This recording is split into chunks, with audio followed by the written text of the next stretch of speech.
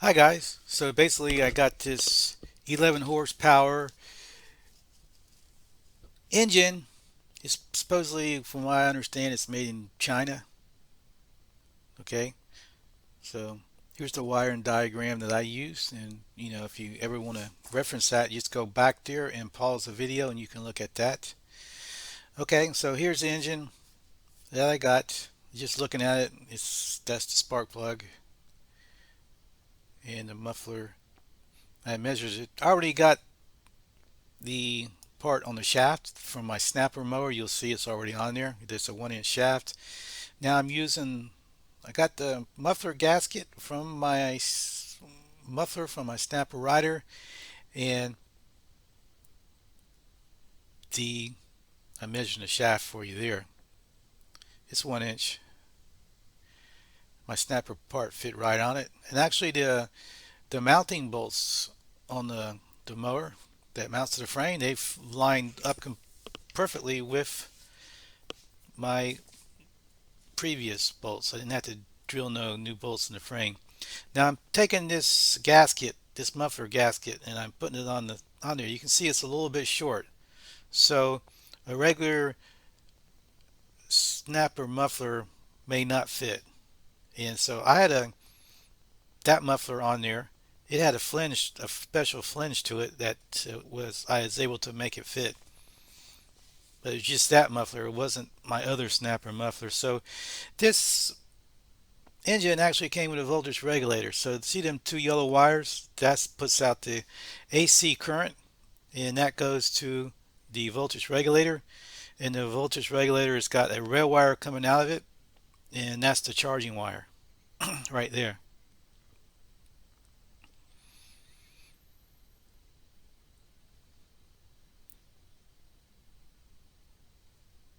Okay, so I'm running the wires through that pipe from my switch up front, and I put the starter relay there because this didn't have a starter relay. I had to get a starter relay, and the starter relay is grounded to the frame itself. So you want to make sure that the holes you use, one of my bolts I threaded to the frame. So here's a just a quick picture of my key. I had to bought a new starter switch.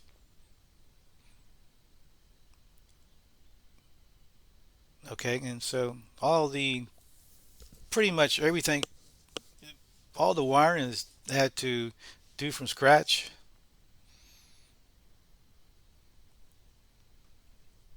And this is where I made my fuse holder.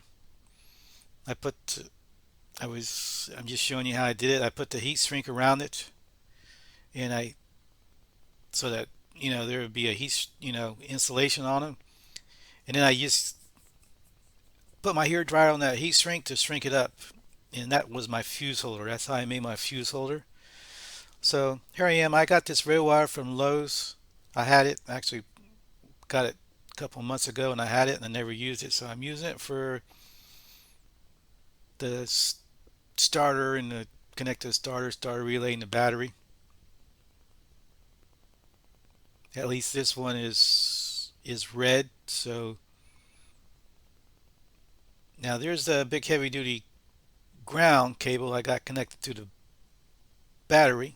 I bought that at a thrift shop, so it's a little bit overkill, but I had it at the time and I used it. Now I'm showing you how I ran the wire from the starter to the starter relay.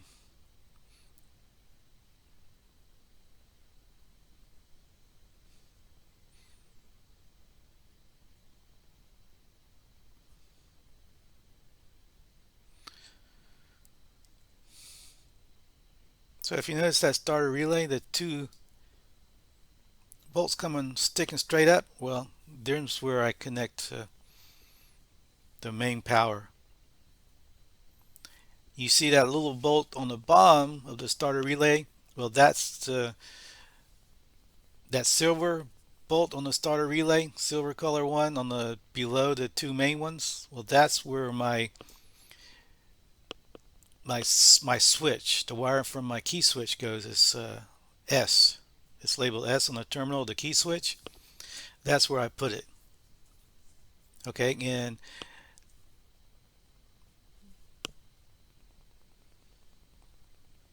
I'm having to make all my connections and just decided that that was a good way to run the wire at the time. I need to get this done. I don't want this to be dragged out into a days and days project. Actually, I wanted just a pull start mower, but I couldn't find one for this price. So I went ahead and got that connection on that starter relay. You see it, it's all tightened up. Now I'm gonna, on the other side of the terminal, that's where on my starter switch, that's labeled B for battery. On my starter switch, that's where the wire will go. And also this wire I'm connecting now, the red one, that will also go to this. No, it'll go to the battery. It won't go to the switch. It'll go to the battery itself.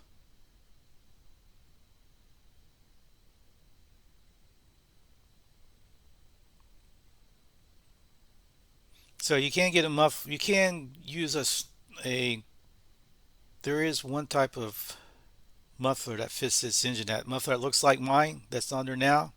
As you can see, that will fit it.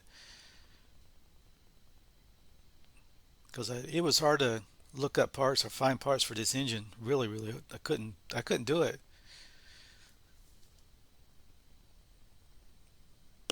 Okay, so this heavy duty ground wire, I have to dress it out somehow. Like I said, I got it from the thrift shop just a day before I started doing this. And I said, I'll just use this heavy duty thing, rather than go out and buy another part or something, spend some more money. This is a little bit overkill, but it works. So now this is that terminal that I connect from the starter relay. I'm connected to the battery right now. Go ahead and connect it. Now just make sure if you mess with that starter relay again, disconnect the battery terminal, the positive battery terminal. If you go over and connect any more wires, you want to disconnect that wire right there that I'm tightening. You don't want, or you could disconnect the ground wire, either one. You don't want to be, see that starter relay now has got live voltage going to it, so DC voltage, so you don't want to be messing with it. Okay, so actually I noticed this key switch was working. Excuse me, the starter was turning, so now I want to go ahead and hook up my magneto from my key switch up front. I want to hook up the kill wire, which is the magneto wire. They call it the magneto wire. It's got the terminal is M on the key switch. So I'm going to hook that up now, so I will be able to, when it does start, I'll be able to turn it off with the key. So I done checked the key switch, and when I turned it, the starter was turning.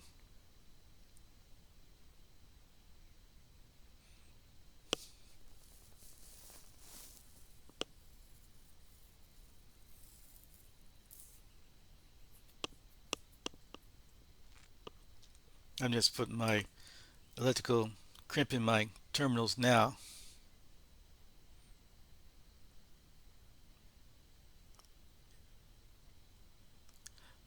I really didn't need to do it this way. I could have just ran a wire directly from the key switch directly to that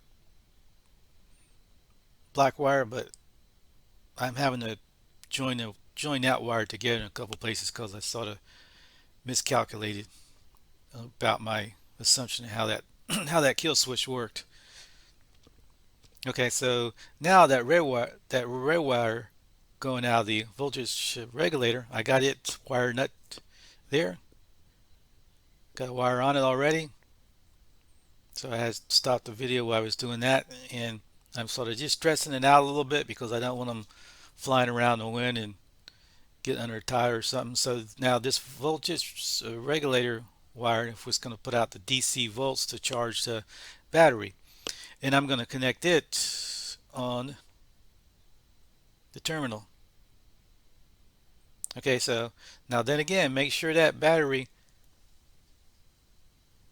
if you're messing with a starter relay, make sure that either the positive or the negative is removed from the battery, so that there won't be no voltage going to this starter relay when you work on it.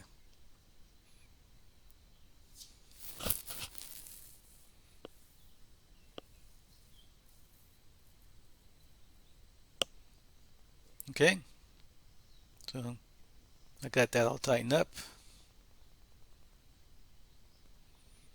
Got the positive back on the battery. See, I got the wires folded underneath there a little bit, dressed out. And at this point, everything is connected. So you can see the flywheel is actually spinning. If you look at the flywheel, it's running right now. You look at that screen on top of the engine, that round screen, see how it's turning? And so I'm checking the voltage, how much I'm getting out, because it is just idling right now.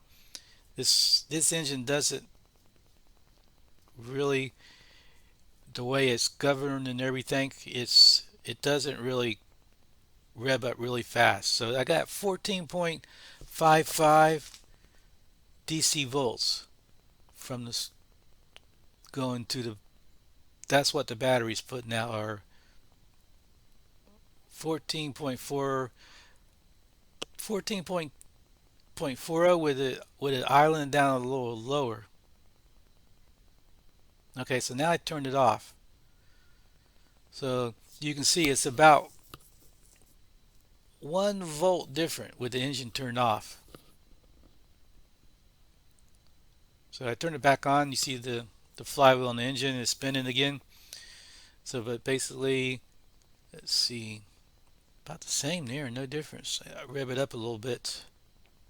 Now this engine doesn't rev up. It's governed to just idle, really.